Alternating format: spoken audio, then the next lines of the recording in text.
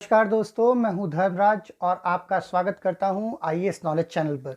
अगर आप यूपीएससी से रिलेटेड ऐसी सभी वीडियोस अपने चैनल्स पर चाहते हैं तो इस चैनल को सब्सक्राइब करें और बेल आइकन को प्रेस करें ताकि आपको आने वाली सभी आगे की वीडियोस की नोटिफिकेशंस मिलती रहे। जी हाँ, monetary policy of India and it's instruments.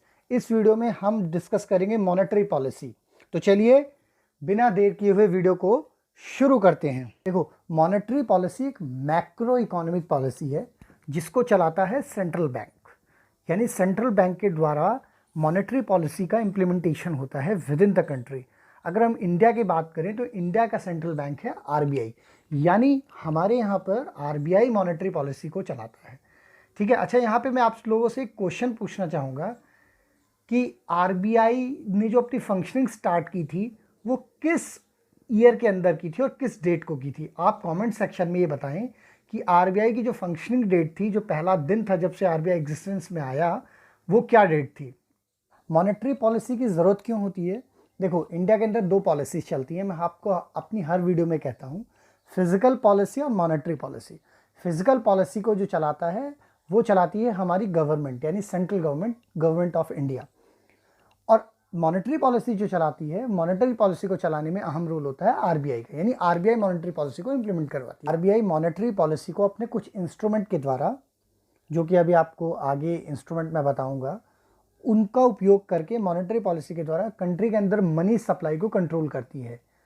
और मनी सप्लाई को कंट्रोल करने से उसका ऑब्जेक्टिव क्या है, उसके मेन ऑब्जेक्टिव अगर आप समझो तो इन्फ्लेशन को कम करना, कंजम्पशन बढ़ाना, ग्रोथ करना और मार्केट के अंदर लिक्विडिटी लाना, ये इनके बेसिक ऑब्जेक्टिव है मॉनेटरी पॉलिसी। तो देखो, कोई आपसे पूछे कि मॉनेटरी पॉलिसी क्या है तो आप सिंपली कह सकते हैं मॉनेटरी पॉलिसी एक मैक्रो इकोनॉमिक पॉलिसी है which is let down by the central bank.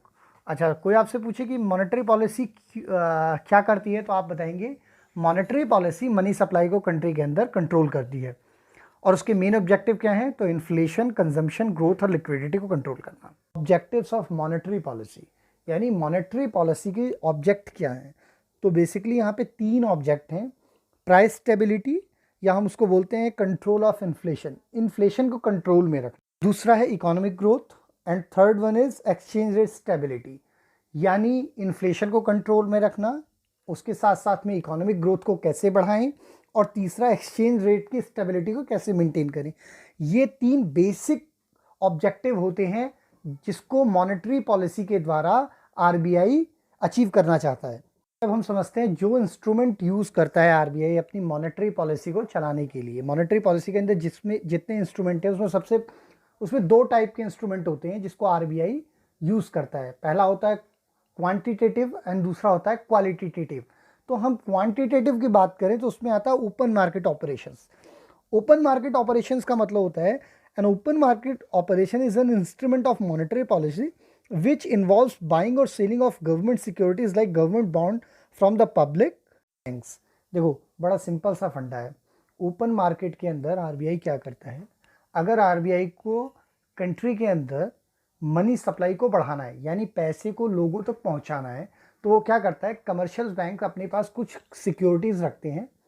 तो वो कमर्शियल बैंक्स को कहता है या पब्लिक को कहता है कि अगर उनके पास कोई गवर्नमेंट सिक्योरिटीज़ पड़ी हैं तो उनको वो बेच दे, यानी लोग बेच दे और आरबीआई खरीद ले। तो जब आप कोई भी सामान खरीदते हैं तो उस टाइम आप क्या करते हैं, सामान आप खरीदने जाते हैं तो सामान को लेते हैं और पैसे को दे देते हैं। तो इससे क्या होगा, आरबीआई सिक्योरिटीज़ जब खरीदती है तो वो क्या करती है, कमर्शियल बैंक से सिक्योरिटीज़ ले लेती है और कमर्शियल बैंक्स को पैसे दे देती है। कमर्शियल बैंक क्या करता है, उन पैसों को बिजनेस बैंक को या लोगों को लोन के रूप में दे देता है। इससे क्या होता है, जब लोगों के हाथ में पैसा जाता है तो इकोनॉमिक एक्टिविटी होने लगती है। जो दूसरा टूल है, जो दूसरा इंस्ट्रूमेंट मॉनेटरी पॉलिसी के इंस्ट्रूमेंट के रूप में है, वो है हमारे पास कैश रिजर्व रेशियो, CRR।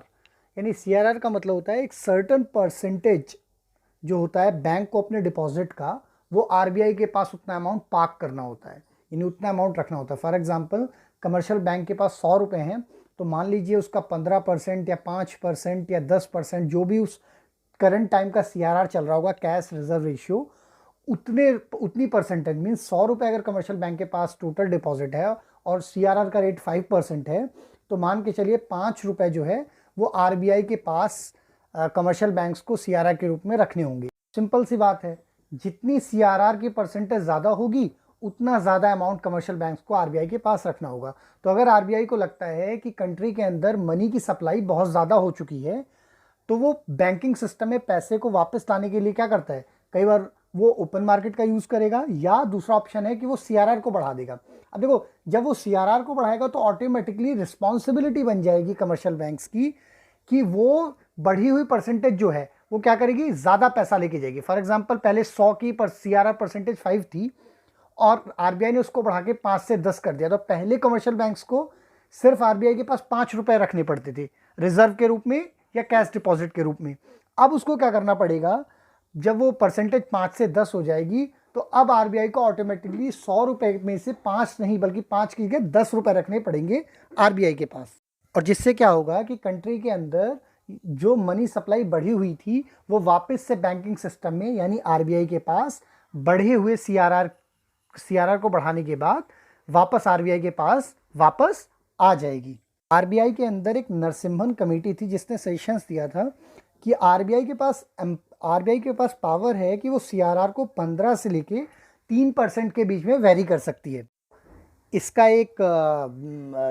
जो एक ग्राफ है वो भी आपको स्लाइड में दिख रहा है कि 1992 में यानी 1900 के आसपास, 1990 के आसपास जो परसेंटेज थी वो 15 के आसपास थी और 2011 में ये परसेंटेज घट के 5% के आसपास हो गई है।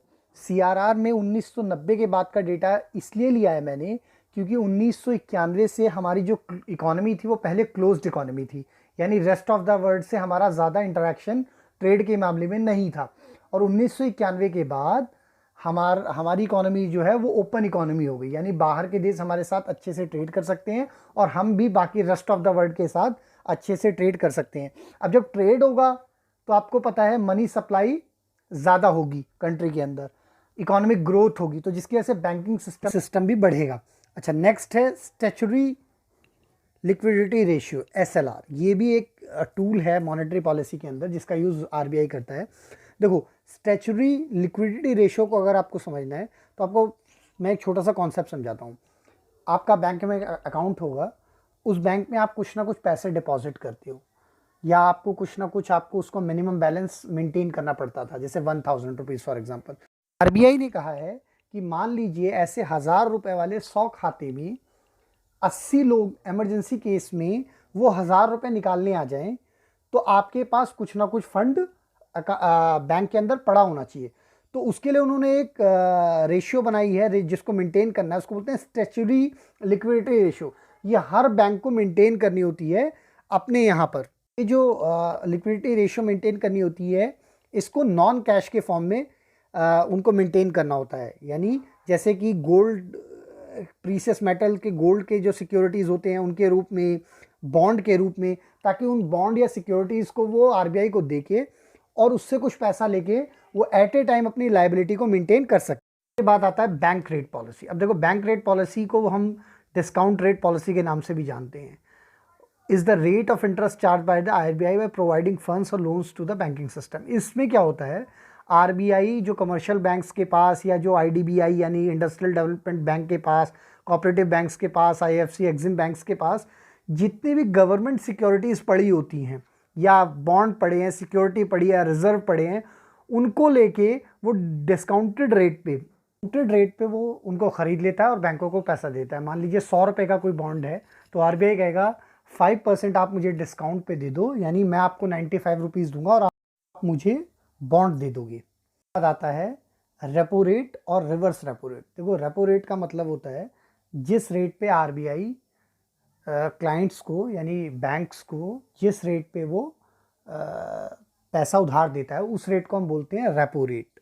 जनरली कई बार होता है कि गवर्नमेंट सिक्योरिटीज़ के अगेंस्ट में आरबीआई अपने क्लाइंट्स को लोन देता है यानी पैसा देता है, जिस रेट पे देता है हम उसको बोलते हैं रेपो रेट। रेपो रेट अगर ज़्यादा होती है तो कमर्शियल बैंक्स को पैसे यानी लोन लेने में ज़्यादा इंटरेस्ट पे करना पड़ता है आरबीआई को, और अगर रेपो रेट कम है तो इसका मतलब कमर्शियल बैंक्स के लिए या क्लाइंट्स के लिए ईजी हो जाता है पैसे लेना। अब रिवर्स रेपो रेट इसका उल्टा है।